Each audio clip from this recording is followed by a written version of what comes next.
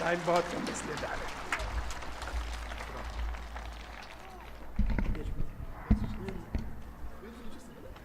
रजनी पाटिल जी, असगर करबलाई जी, कमर अली खान जी, गुलाम रज़ा जी, मनोज यादव जी,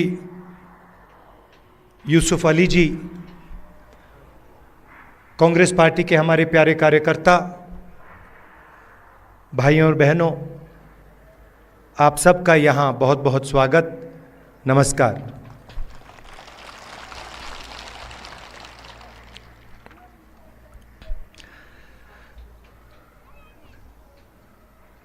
कुछ महीने पहले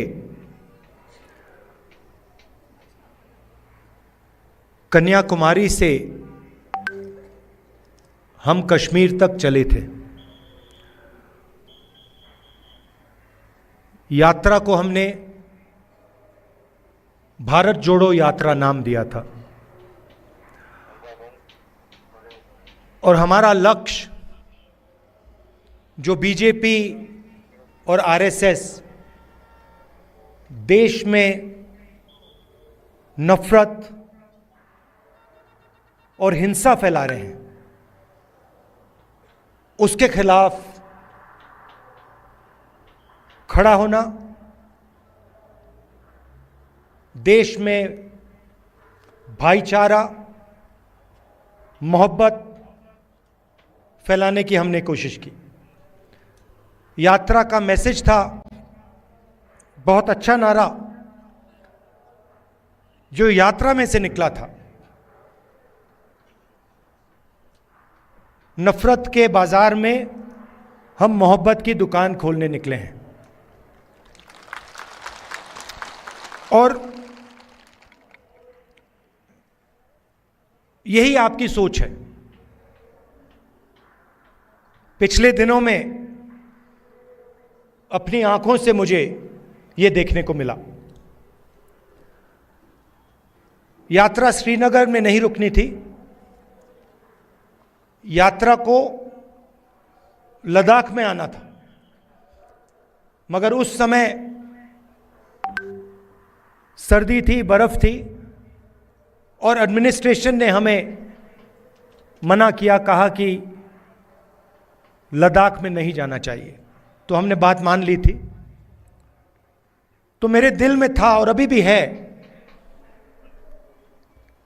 कि लद्दाख में भी हमें वो यात्रा चलानी चाहिए। शायद छोटा सा पहला कदम लिया, पैदल नहीं गए, मगर मोटर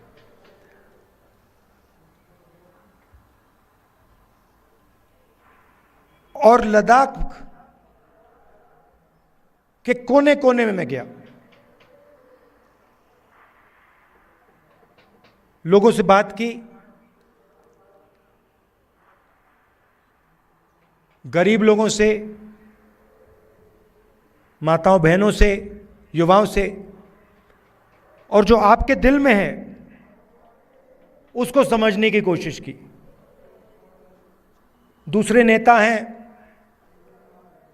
वो अपनी मन की बात करते हैं। मैंने सोचा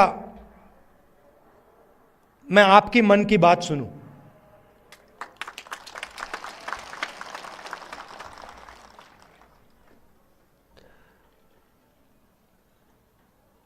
एक बात तो बिल्कुल साफ है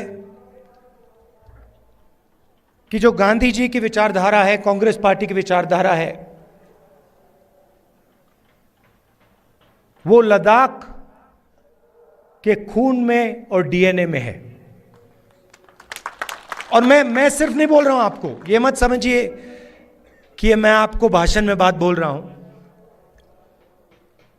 मोटरसाइकिल में मैंने पूरे लद्दाख का चक्कर काटा है और रास्ते में देश भर से हमारे लोग लेबर का काम करते हैं। बिहार से, राजस्थान से, उत्तर प्रदेश से, झारखंड से, छत्तीसगढ़ से, अलग अलग स्टेट से यहां लोग सड़क बनाने, लेबर का काम करते हैं। और मैंने जानबूझ के इनसे सवाल पूछा। मैंने इनसे पूछा, देखिए आप यहां सर्दी में काम कर रहे हो, यूपी से आए हो, बिहार से आए हो, वहां पे इतनी सर्दी नहीं पड़ती, यहां पे -10-20 हो जाता है, आपको लद्दाख के लोग कैसे लगते हैं?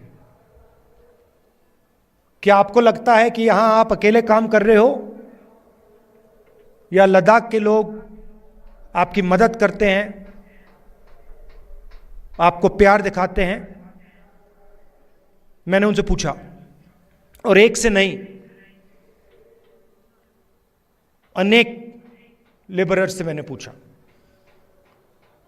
और सारे के सारे लेबरर्स ने मुझे बताया कि हम अपने घर से हजारों किलोमीटर दूर हैं, हमारा परिवार यूपी में है, बिहार में है, मगर लद्दाख में हमें ऐसा लगता है कि हमारा दूसरा घर है।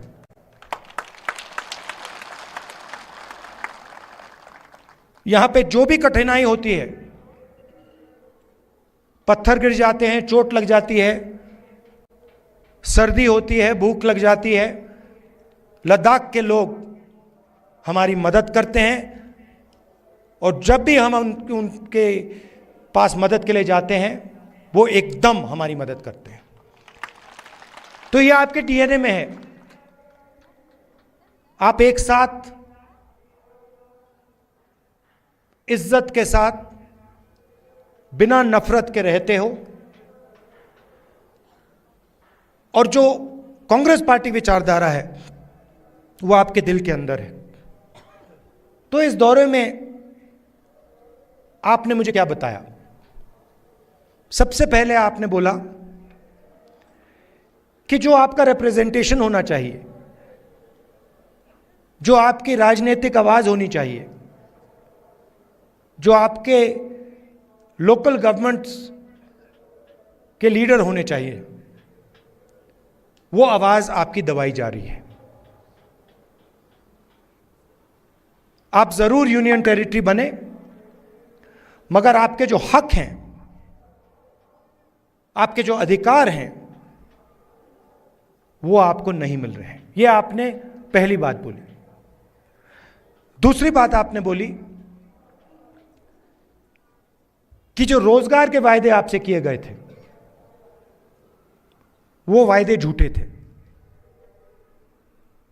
और लद्दाख के कोने कोने में अगर किसी भी युवा से बात की जाए, वो आपको कहेगा कि लद्दाख बेरोजगारी का एपिसेंटर है। तीसरी बात आपने बोली कि जो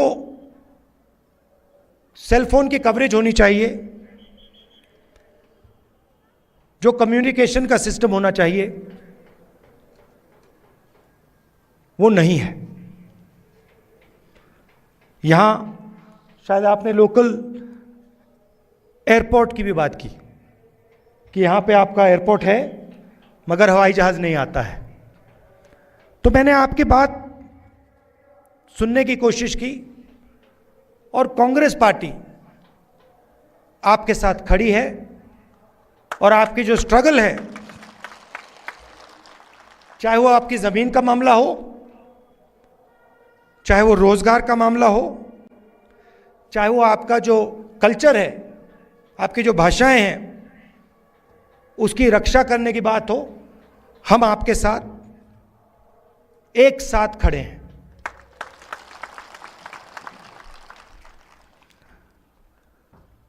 यहां पे सब लोग जानते हैं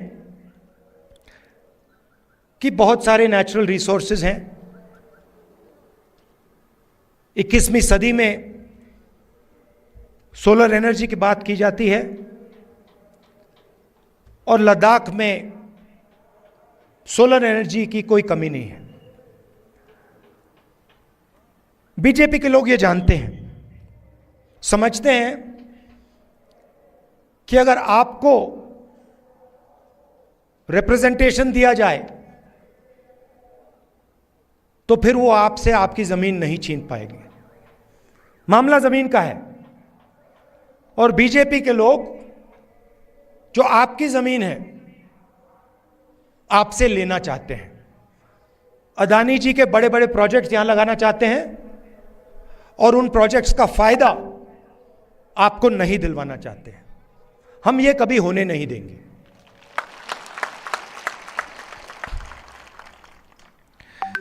कांग्रेस पार्टी ने जो ले की एपेक्स बॉडी है और कारगिल डेमोक्रेटिक अलायंस जो है और इनकी जो डिमांड्स हैं उनका हमने पूरा समर्थन किया है।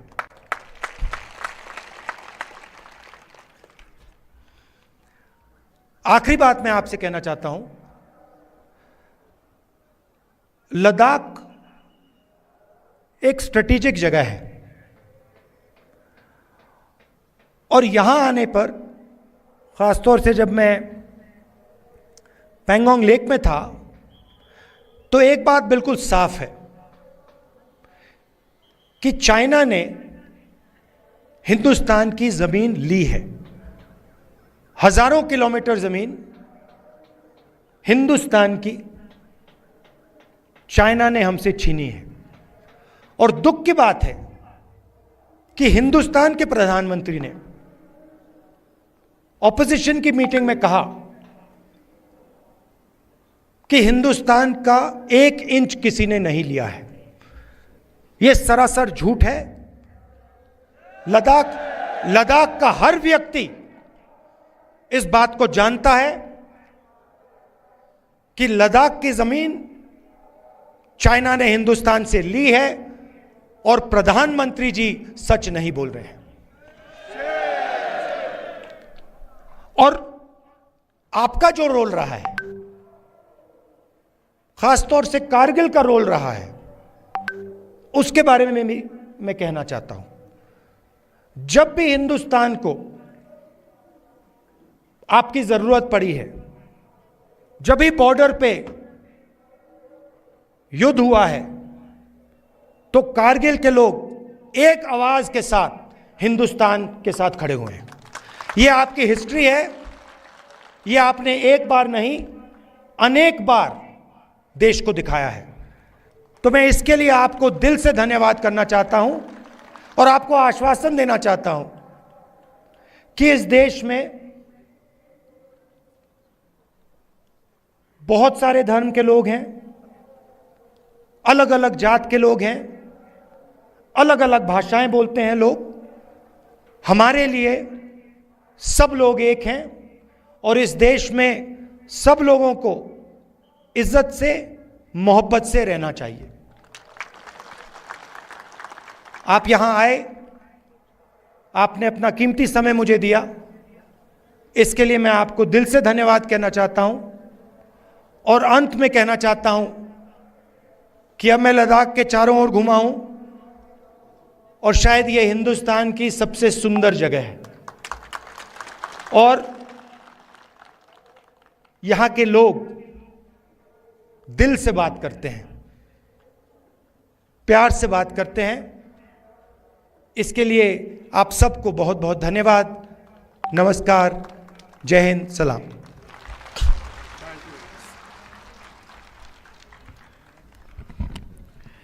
अभी आपसे राहुल गांधी जी मुखातब हुए थे और उन्होंने बता दी वो करगिल के आवाम को, करगिल में रहने वालों को और इनकी कुर्बानियों को हमेशा याद करेंगे। और हिंदुस्तान के सबसे बड़े ऐवान, सबसे बड़े हाउस में करगिल की आवाज़ बन के, लद्दाख की आवाज़ बन के, न सिर्फ वो खुद बल्कि उन्होंने ये वादा दिलाया कि पूरे कांग्रेस के लोग आपकी आवाज़ बन के आपके हुकूक के लिए आवाज़ उठाते रहेंगे। मैं दिल से करगिल के आवाम की तरफ से, लद्दाख के आवाम की तरफ से जनाब राहुल गांधी जी, उनकी पूरी टीम का, मैडम रजनी पटेल, उनकी पूरी टीम का और उनके साथ आए हुए मीडिया के साथियों का फिर एक बार शुक्रिया अदा करता हूं और उम्मीद रखता हूं कि ये राहुल गांधी जी का आखिरी विजिट ना हो, बल्कि एक और सिलसिला लेके फिर करगिल लेह की सरजमीन, लद्दाख की सरजमीन में राहुल गांधी जी आए और 2024 में इंशाअल्लाह पूरी हिंदुस्तान में राहुल गांधी जी इंडिया अलायंस की गवर्नमेंट बना के बीजेपी और इसके साथियों को साफ करके एक नई हिंदुस्तान की शक्ल में हमें गिफ्ट की शक्ल में पेश करेंगे। इन्हीं अल्फाज के साथ मैं इनका शुक्रिया एक आखिरी चीज बोलना चाहता हूँ, एक आखिरी चीज बोलना चाहता हूँ। लद्दाख के हर रीजन में आपके लोकल इश्यूज हैं और लद्दाख की भी सेंट्रल इश्यूज हैं, और मैं आपको कहना चाहता हूं कि अगला जो पार्लियामेंट सेशन होगा उसमें मैं आपके जो मेन मुद्दे हैं उनको पार्लियामेंट में आपके लिए उठाऊंगा। धन्यवाद सर।